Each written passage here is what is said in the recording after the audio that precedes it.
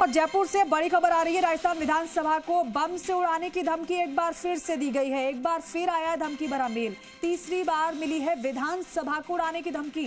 विधानसभा भवन के बाहर कर्मचारियों को रोका गया है। बम निरोधक दस्ता, पुलिस, फायर ब्रिगेड की गाड़ियां पहुंची हैं। कर्मचारियों को एहतियातन के तौर पर रोका जा रहा है। ये बड़ी खबर इस वक्त की आपको बता रहे हैं। जयपुर से विधानसभा को एक बार फिर से बम से उड़ाने का धमकी भरा मेल आया है। तीसरी बार ऐसा हुआ है। ये तीसरी बार हुआ है जब बम से उड़ाने की धमकी विधानसभा को मिली है। एक के बाद एक लगातार धमकियों का सिलसिला जारी है। विधानसभा को तीसरी बार धमकी दी गई है बम से उड़ाने की। हलचल तेज और हड़कंप सा मच गया है। विष्णु शर्मा हमारे सहयोगी फोनलाइन पर है। विष्णु, क्या अपडेट है अभी वहां से? बिल्कुल, विधानसभा को आज फिर एक बार बम से उड़ाने की धमकी मिली और उसके बाद जो पुलिस, बम स्क्वाड, इसके अलावा दमकल और अन्य जो एजेंसियां हैं वो मौके पर पहुंची है। तत्काल रूप से कर्मचारियों को बाहर निकाला गया, क्योंकि कर्मचारी प्रवेश कर ही रहे थे। सुबह का समय था और उन्हें बाहर निकाला गया है और उसके बाद अब सर्च की जा रही है, चप्पे चप्पे की तलाशी ली जा रही है। ये एक महीने में तीसरी बार है जब विधानसभा को उड़ाने की धमकी दी मिली है। इससे पहले अगर बात की जाए तो 24 अप्रैल को इसी तरह की बम से उड़ाने की धमकी मिली थी और उसके बाद भी इसी तरह पूरे परिसर को खाली कराया गया था और बम स्क्वाड और इन्होंने चेक किया था। और उससे पहले करीब बात की जाए तो 13 अप्रैल को विधानसभा को उड़ाने की धमकी मिली थी। तो इस तरह से अगर लगातार देखा जाए तो यहाँ विधानसभा को तीसरी बार जो धमकी मिली है। और इसके अलावा भी शहर में जो कई बिल्डिंगों को धमकी पहले मिल चुकी है, हाई कोर्ट से लेकर के उड़ाने की धमकी, लेकिन जांच में नतीजा जो है वो सिफर रहा, कुछ मिल नहीं पाया था। अभी आज फिर सभी कर्मचारियों को बाहर निकाला गया है और उसके बाद पूरे परिसर की तलाशी ली जा रही है। जो गेट है वो अब जो अनावश्यक लोग हैं या जो भी है उनको रोका जा रहा है और सीधा जो जांच एजेंसियां वो है, पुलिस मौके पर पहुंच चुकी है। बम स्क्वाड जो है दस्ता वो मौके पर पहुंच चुका है।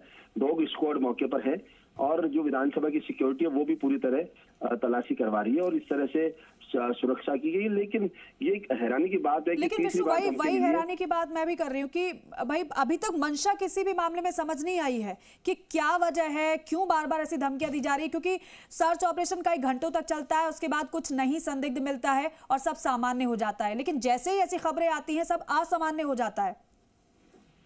अब बिल्कुल ये आश्चर्य की बात है, क्योंकि दावा ये किया जा रहा है कि किसी भी व्यक्ति को ट्रेस आउट कर लिया जाता है कि आखिरकार मेल कहां से आ रही है। और लेकिन अभी तीसरी बार धमकी मिली है, लेकिन अभी तक पता नहीं चल पा रहा कि ये धमकी आखिर कहां से आई है और क्यों बार बार धमकी आ रही है। इसके अलावा भी जैसा मैंने कहा कि कई बिल्डिंगों को उड़ाने की धमकी आ चुकी है, सरकारी बिल्डिंगों को, तो लेकिन उसके बावजूद अभी तक पुलिस जो अपराधी है वहां तक नहीं पहुंच पा रही है। अभी ये भी नहीं है कि कोई सरफिरा व्यक्ति है वो धमकियां दे रहा है या कोई सोची समझी रणनीति के तहत धमकियां दी जा रही है या कोई गिरोह है जो इस तरह से धमकियां बार बार लगातार हर जगह अलग अलग जगह धमकियां दे रहा है। ये जांच का विषय है। लेकिन फिलहाल ये तय है कि पुलिस वहां तक नहीं पहुंच पाई। और वहीं दूसरी ओर इस मामले को लेकर जो राजनीति है वो भी लगातार शुरू हो जाती है जब इस तरह की धमकियां आती है। लेकिन पक्ष जो है, विपक्ष है, वो लगातार हमलावर रहता है कि सत्ता पक्ष पर कि यहाँ इस तरह से धमकियां मिल रही और कानून व्यवस्था का इकबाल खत्म हो गया है। हालांकि जो सत्ता पक्ष या गृह राज्य मंत्री सहित अन्य जो लोग नेता है वो कहते रहते हैं कि ये जो धमकियां हैं ये बाहर से दी जा रही है। तो ऐसे में बाहर से कहीं से भी दी जा रही है, लेकिन वो जो सोर्स है वो पकड़ में नहीं आ रहा। टेक्नोलॉजी इतनी बढ़ गई है, संसाधन इतने उपलब्ध हैं, उसके बावजूद जो सुरक्षा एजेंसियां या पुलिस है वो जो इस तरह से धमकियां देने वाले हैं उनके पास तक नहीं पहुंच पा रहे, उनकी गिरफ्तार और बिल्कुल विष्णु, और देखिए जितनी देर सर्च चलेगा उतनी देर कार्य भी प्रभावित होगा, तो नुकसान तो समय का भी हो रहा है। अब क्या वहां पर कर्मचारी बाहर ही है, सर्च भीतर शुरू हो चुका है? अब बिल्कुल कर्मचारी को बाहर निकाल दिया और कर्मचारी दरवाजे के पास इधर साइड में है और वहां पर सर्च चल रहा है। लगातार जब तक सर्च पूरा नहीं हो जाता तब तक कर्मचारी बाहर ही रहेंगे। निश्चित रूप से अगर कर्मचारी बाहर है तो कामकाज प्रभावित हो रहा है, क्योंकि ये प्रदेश का सर्वोच्च लोकतंत्र है, का सदन है और यहाँ पर कामकाज चलता रहता है। तो लेकिन इसको लेकर अब ये जरूरी है कि ये जो धमकी आई है इसको एक सर्च चल जाएगी, एहतियातन तौर पर किया भी जाना जरूरी है कि कहीं ना कोई बड़ी घटना नहीं हो जाए अंजाम। लेकिन जो कर्मचारी है वो फिलहाल इस समय बाहर है, मौजूद है। और अब देखना यह है कि ये इस मामले में भी या कुछ सुराघात लगता है या फिर वही नतीजा बिल्कुल विष्णु, देखिए बार बार सर्च से कुछ नहीं होगा, क्योंकि बीती बार हम देखा जाए तब भी ऐसा ही धमकी भरा मामला सामने आया था। बीजेपी विधायक कैलाश वर्मा ने बहुत अच्छी बात कही थी। उन्होंने कहा कि कार्रवाई बहुत जरूरी है और इसलिए भी जरूरी है कि इन लोगों के हौसले ना बढ़ें, क्योंकि इस तरीके से चलता रहा तो फिर सुरक्षा के लिए एक बड़ा खतरा ये माना जा सकता है।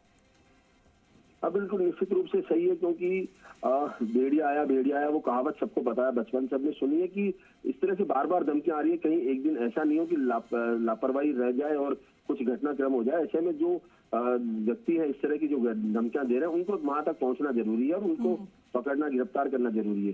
तो ये एक विषय भी है जांच का भी, और इस पर सभी को सोचना चाहिए कि जो इस तरह धमकियां देने वाले हैं वहां तक कैसे पहुंचा जाए और किस तरह उन्हें पकड़ा जाए ताकि बार बार इस तरह की धमकियां। ठीक है विष्णु, बहुत शुक्रिया आपका इस पूरी जानकारी के लिए, बातचीत के लिए। तो धमकीबाजों तक पहुंचना बहुत जरूरी है, कार्रवाई होना बहुत जरूरी है जिससे कि ऐसे मामले रुक सके।